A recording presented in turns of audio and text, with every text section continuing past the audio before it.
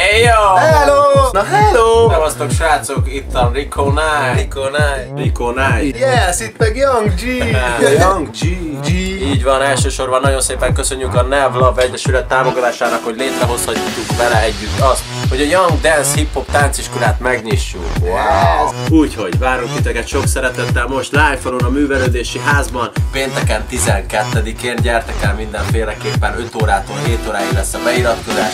Minden táncolni vágyó fiatalt nagyon sok szeretettel várunk, 6 éves kortól, akármeddig lehet. A másik helyszín pedig Sziget-Szent Miklóson, a Lordok házában, ami nagyon szépen fel lett újítva, és nagyon sok üzlet található szombaton, 13-án, október 13-án várunk mindenkit sok-sok szeretettel. 1 órától 3 óráig. Szombaton 1-től 3-ig tartjuk a beiratkozást. Ez az a tánciskola, ahová bármikor egész évben be tudsz iratkozni. Tanulhatsz ilyet, meg tanulhatsz ilyet is.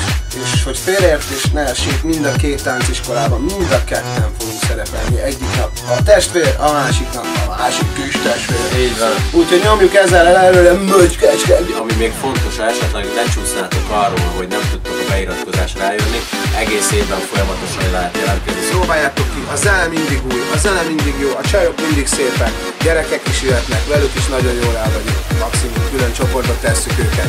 Gyertek és próbáljátok ki mindenféleképpen, mert Walk my Gangnam Style!